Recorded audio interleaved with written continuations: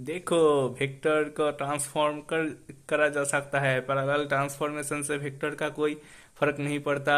या ये वेक्टर में वेक्टर एडिशन होता है, डायरेक्ट एडिशन नहीं कर सकते। ये रिजल्टेंट होता है। ऐसे वैसे पढ़ा रहे थे तो पहला क्लास मुझे बहुत ही ज़्यादा इजी लगा। मैं समझा लोग कहते हैं फिजिक्स बहुत ही ज़्यादा हार्ड है, मुझे तो बहुत ही इजी लग रहा है। केमिस्ट्री लोग कहते हैं ये इजी है, मुझे तो हार्ड लग रहा है। ये तो उल्टा हो गया। तो धीरे धीरे जब वेक्टर और ख़त्म हो गया और जब Newton laws of motion kinematics चालू हुआ तो मैं तो गया, काइनेमेटिक्स में फुट गया। फिर एनएलएम चालू हुआ। फिर एनएलएम जब चालू हुआ मैं तो भाई तो क्या हो रहा है। जब एनएलएम चालू हुआ मैंने तो सोच ही लिया था कि फिजिक्स के बिना ही जेई दे दूंगा। मैथ्स और केमिस्ट्री बहुत ही अच्छा है मेरा। तो 200 में अगर मैं हमारे टाइम पे सर ने कहा था कि अगर आप 150 मार्क्स ले आते हो 200 में 300 में तो आपको अच्छा एनआईटी मिल जाएगा। अच्छा एनआईटी मिल जाएगा। तो हमने उसी तरह प्रिपरेशन, मैंने इसलिए सोचा था कि फिजिक्स को छोड़ दूंगा। 200 में तो 150 आ ही जाएगा, ये मेरा टारगेट था कि मैथ्स और केमिस्ट्री कर लूंगा तो 150 तो आ ही जाएगा, आराम से एनआईटी में हो जाएगा। तो मैंने फिजिक्स को इग्नोर करना चालू कर दिया। मैंने एनएलएम इग्नोर किया, मैंने काइनेमेटिक्स इग्नोर किया, फिर मैंने वर्क पावर एनर्जी इग्नोर किया। फिर मैंने रिजिड बॉडी डायनामिक्स इसको इग्नोर किया। ऐसे ऐसे मेरा सेकेंड फेज गुजर गया। फिर आया टेस्ट का बारी। टेस्ट में पूछो नहीं भाई लोग, इतना हार्ड क्वेश्चन था। मेरा मैथ्स अच्छा था, मैंने सिर्फ 3 मार्क्स का स्कोर किया था 100 में से। केमिस्ट्री में 5 मार्क्स, फिजिक्स में 0। टोटल हुआ 8 मार्क्स। मैंने सोचा ये तो बहुत ही ज़्यादा गंदी बात है। मैंने तो सोचा था 150, ये तो 8 आ रहा था, इसमें तो कुछ नहीं मिलेगा मुझे। फिर देखा सब टॉपर का तो बहुत ही अच्छा मार्क्स आया था। हमारे बैच में टॉपर का तो 280 मार्क्स आया था 300 में से। मैंने सोचा ये तो गड़बड़ बात है। हमारे क्वेश्चन पेपर तो हमारे कोचिंग में क्या था ना, मेंस के पेपर बोल के वो एडवांस का क्वेश्चन कर देते हैं। और अगर जिस दिन एडवांस का पेपर था उस दिन वो लोग एडवांस के पेपर में ओलंपियाड का क्वेश्चन डाल देते थे। तो वो तो extra ordinary level premium hard हो जाता था। हाँ तो मैं तो देख रहा था ना, जब एडवांस का पेपर हो रहा था तो दिन में पूरा एडवांस का पैटर्न में पेपर होता था। पेपर 1 होता था 9 से 12 और पेपर 2 होता था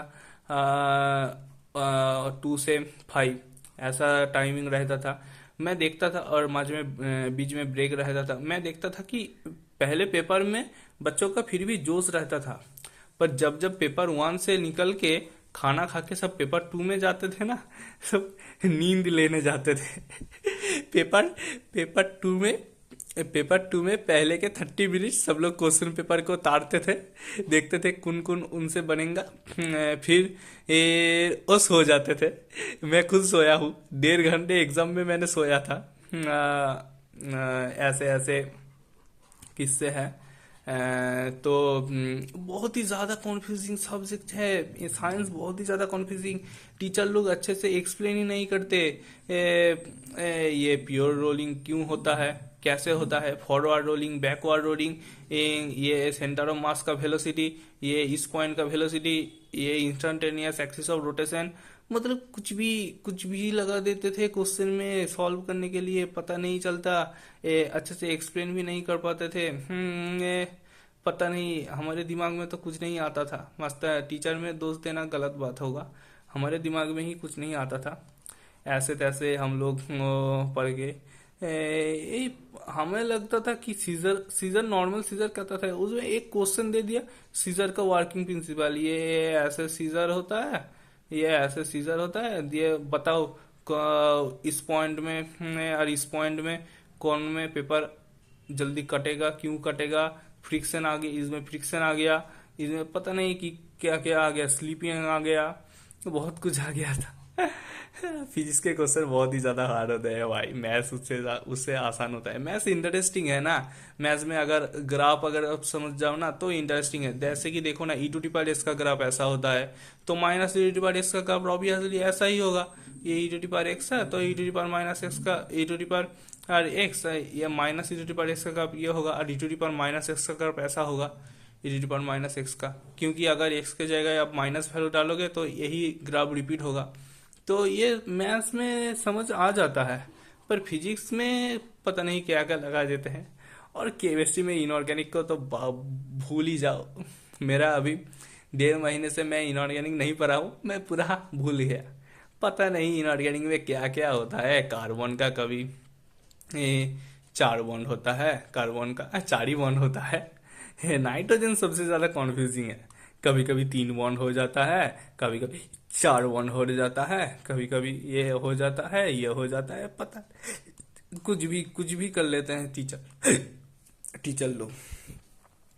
सबसे सबसे बड़ी बात तो ऑर्गेनिक है। हाँ, मैं मान रहा हूँ कि ऑर्गेनिक में बहुत ही ज़्यादा समझने की चीज़ होती है। मुझे भी ऑर्गेनिक पसंद आता था, पर ऑर्गेनिक में क्वेश्चन नहीं बनते, यही सबसे बड़ी बात है। तो ये बेंजीन है, मैं आज तक ठीक से बना नहीं पाया एक भी।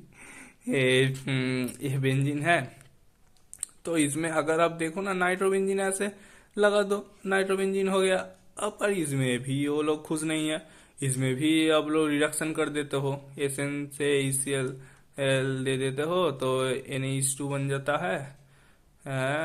फिर क्या क्या क्या क्या इसमें भी चेन रिएक्शन अब लोग लगा देते हो, तो पता नहीं क्या क्या हो जाता है। एनिलीन फेनिलीन से क्या क्या बना देते हो।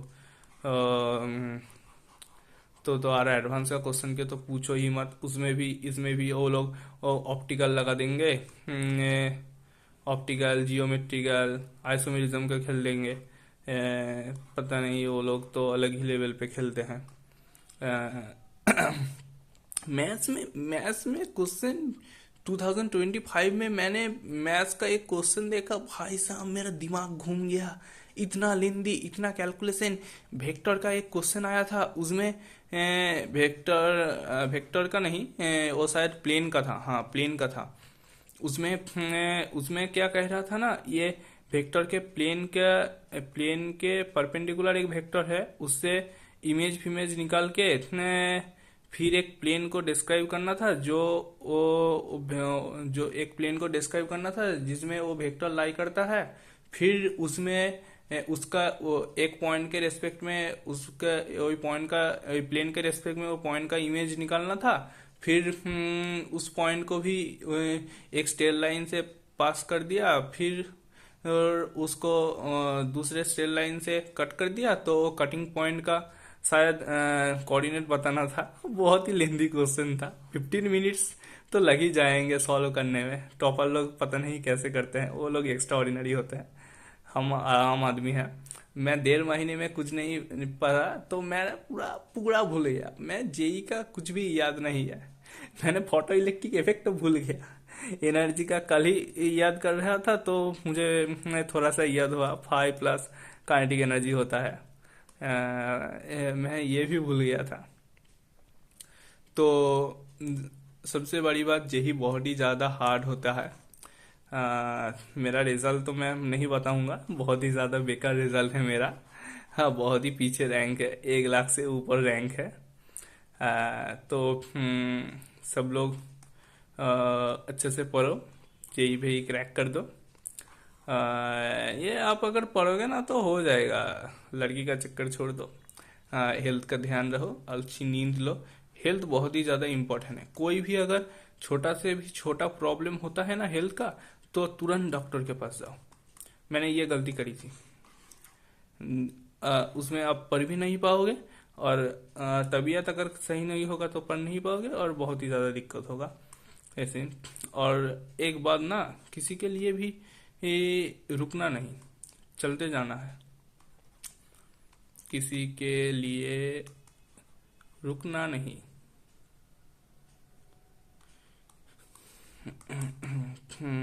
तो जो लोग हाथ छोड़ दे उसको रिक्वेस्ट मत करना।